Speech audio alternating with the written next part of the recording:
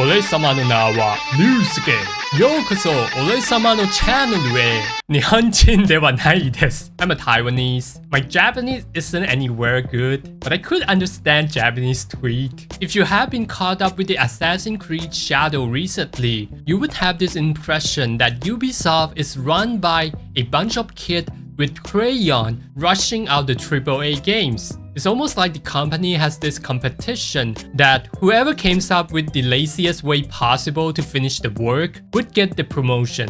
Their countless amount of work that they have been putting up in the Assassin's Creed Shadow is just laughable. Even a high schooler could do a better job than these AAA professional game developers on being historically accurate in the Assassin's Creed. This is just straight up blatant laziness. And recently they have just made another oopsie. So first we're gonna take a look at this post made by the Assassin's Creed friends about them are going to be putting out these items on the Japan Expo to offer you an immersive experience. And the one picture that got themselves into the controversy, the red sword that they're using in the Japan Expo, is exactly the same sword that the One Piece characters is using. It's a replica that you could buy on the Amazon. Even the sword stand has exactly the same characters. There's no way that they can just bail themselves out of this. It's like the characters from One Piece, Zoro, he has lost his way into the world of Assassin's Creed and left his sword there, which is the characters that's known for his lack of direction. For those who are wondering, Yasuke didn't use this sword in the game. I have verified it by myself in the premiere trailer. His textures of the sword mounting is completely different. This is probably one of the few times that I am so offended by the fact that it's presented, because the inner demon whisper in my ear that since they have messed up to these levels, why don't they just commit to it and use the One Piece sword in game so that we can laugh at Ubisoft even harder.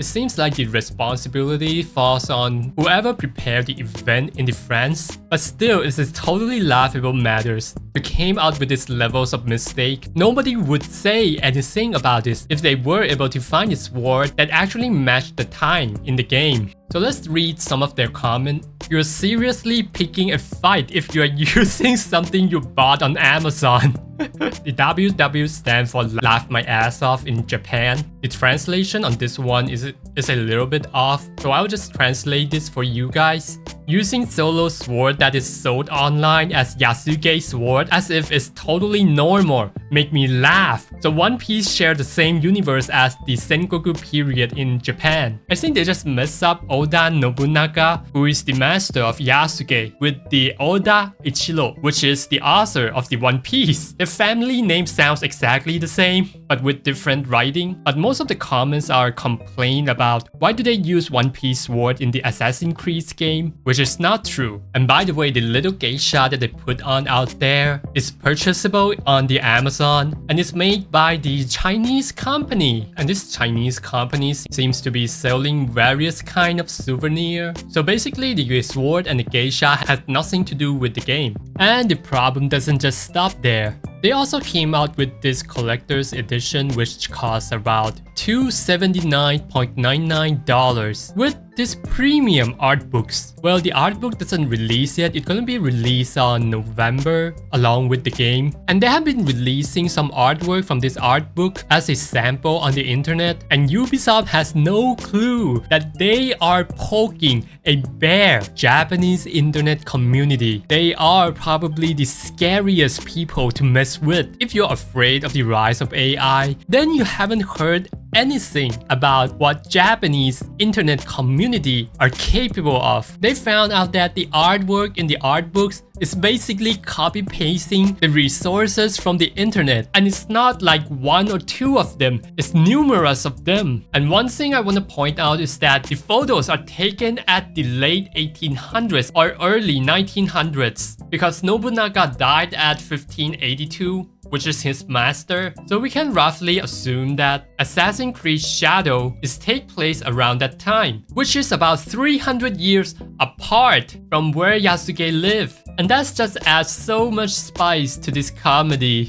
They even pinpoint out that which photo they're stealing from. Not even CIA could investigate things to these levels of details. There are people who even follow the footsteps and found even more copy-paste artwork. And also this one. They basically have zero excuse to get away from this. But I also want to point out that as somebody who used a little bit of Photoshop for the thumbnail, you still have to do so much work to do all the color grading to make it look natural from copy-pasting stuff online. Of course, I'm not saying this to justify their action. I just find it stupid to go over so many works just to get called out that you are just stealing stuff online. Some comments suggest that it could be AI generated, which I have absolutely zero knowledge about, but I kind of doubt that.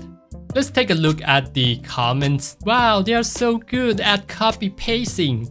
This is the typical Japanese sarcasm. And this one, the translation is a little bit off. So I came out with my own version of translation. You can technically say this is historically factual. Laugh my ass off. I can't believe the timeline extends to the Taisho period, which is 300 years apart. It seems like Yasuke lived a long life. The historical background is a mess. I didn't know that Sengoku period has camera, which is 400 years ago. I just learned something today. But that's not the end of it. They also get themselves into this copyright infringement problem with this artwork. So in this red circle part, they took a flag from the military reenact group, which could lead to a fireable lawsuit in Japan. So basically, military reenact group is people who are volunteering themselves to recreate the historical event. Same as the military reenact group in the US, where people recreate the World War